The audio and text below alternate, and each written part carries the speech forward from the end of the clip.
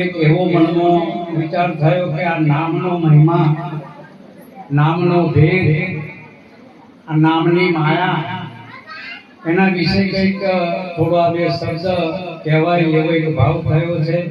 એટલે આ નામ વિશે કંઈક સદગુરુની કૃપાથી જે કંઈક વચનો નીકળે એ કહેવાનો હું ભાવ કરું છું.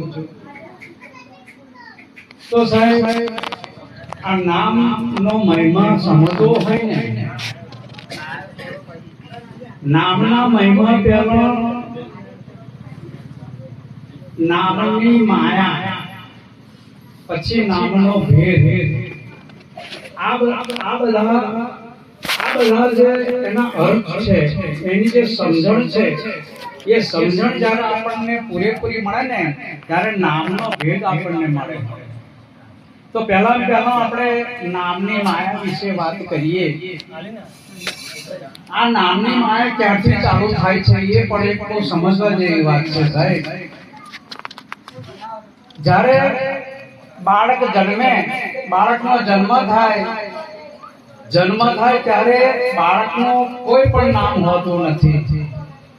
જન્મે ત્યારે કહેવાય કે બાળક, અથવા તો છોકરો કે છોકરી, બાબો કે બેબી. એવું જ આપણે એવું જ ઓળખાણથી આપણે એ દેહને ઓળખીએ છીએ. કોઈ પર્ટિક્યુલર નામ હોતું નહીં. પણ આ નામ આપણે આપણી સમાજના રીત રિવાજ પ્રમાણે છઠ્ઠી પછી નામ પાડવામાં આવે એવું કહેવાય છે. એટલે 6 દિવસ પછી અથવા તો 15 દિવસની અંદર એમ કે બધા ઘરના સભ્યો બધા ભેગા થઈ અને નામ પાડવામાં આવે છે. જોકે નામની માયા તો કદાચ કોઈ બાળકનો જન્મ હોસ્પિટલમાં થયો હોય ને તો ત્યાં પણ સર્ટિફિકેટ આપે, એમાં નામ હોતું નહીં, એમાં પણ બાબો બેબી આવું જ કંઈક લખેલું હોય.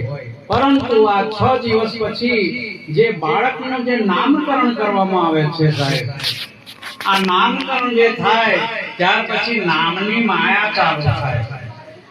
આ બહુ સમજવા જેવી વાત છે. નામની માયા જ્યારે એ બાળકનું નામ પાડે છે ને, એ ઘડીએ બાળકને ખબર નથી કે મારું નામ મગનભાઈ પડ્યું છે કે છગનભાઈ પડ્યું છે, એને ખબર નથી. પણ આ નામની માયા ત્યારથી ચાલુ થાય છે. પછી ધીરે ધીરે 5 વર્ષનો થાય બાળક એટલે એનું નામ આધાર કાર્ડમાં આવે.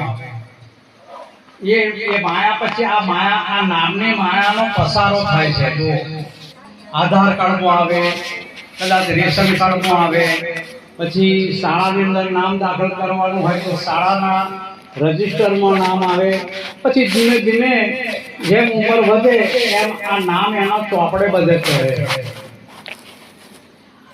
બાળકને જ્યાં સુધી એને સમજણ નથી કે મારું નામ મગનભાઈ છે ત્યાં સુધી એને નામની માયા બહુ અડકતી નહીં. પણ જેમ જેમ સમજણો થાય ને સાહેબ, આ નામની માયા એને ચોટે છે.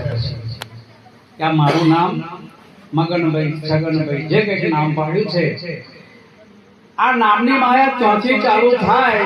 એટલે એ પોતાનું અસલ જે નામ છે એ નામ એ ત્યાંથી ભૂલે છે. એટલા માટે સદગુરુ કબીર સાહેબને કહેવું પડ્યું છે કે શબ્દ સુરતી આઈ સંસારા, શબ્દ સુરતી આઈ સંસારા, આપ ही समर्थ रह गए न्यारा. સુરત પછી સંસાર में ताते पड़ी गयो दूर, सुरता बांधी स्थिर करो तो साहेब हाल हजूर. પણ ये सुरता घटते घटते यूं घटी, ये सुरता घटते घटते यूं घटी, जीव रूप हो गई आप, आदि बाप से बिछड़ गई और सहे घणो संताप. આ માયાની આ નામની માયા પછી શું કરાવે છે એની વાત છે.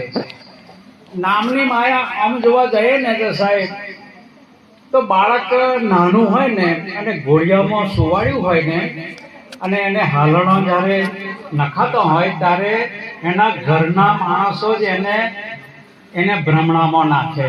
કંઈક સમજણો થાય બાળક એટલે એને કંઈક આ તારા ભાઈ કહેવાય, આ તારા બેન કહેવાય, આ તારા મમ્મી કહેવાય, આ પિતા કહેવાય, બધા ઓળખાણ આપે.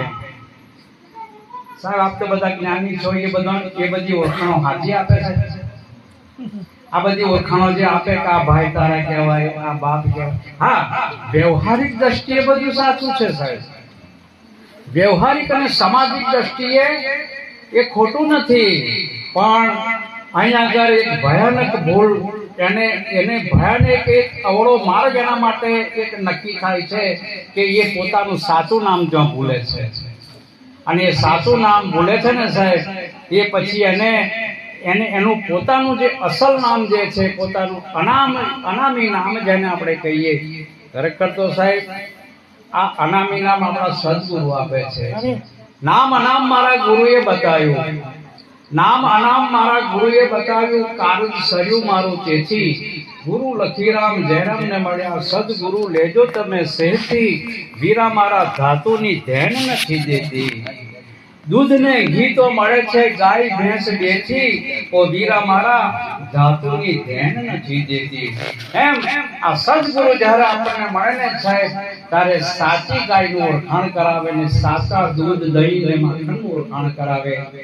પરંતુ આ નામની માયામાં આ જીવાત્મા એટલો બધો ભૂલો પડ્યો છે સાહેબ, એને પછી પોતાનો નામ જે પાડ્યો છે ને એ સાચો માની અને પછી જીવનના અંત સુધી એ વ્યવહાર કરતો હોય છે મગનભાઈ. પણ આ તો જે સદભાગી છે કે જેને સદગુરુનું શરણ મળ્યું છે, સંતોનો સાથ મળ્યો છે ને સાહેબ, એને સાચા નામ મળ્યા છે, એને પોતાનો અસલ નામ મળ્યા છે, એના માટે સાહેબ ધન્યવાદ છે. બાકી જેને આવા મોકા મળ્યા નથી ને એના માટે આ જીવન સાહેબ બરબાદ થયો છે.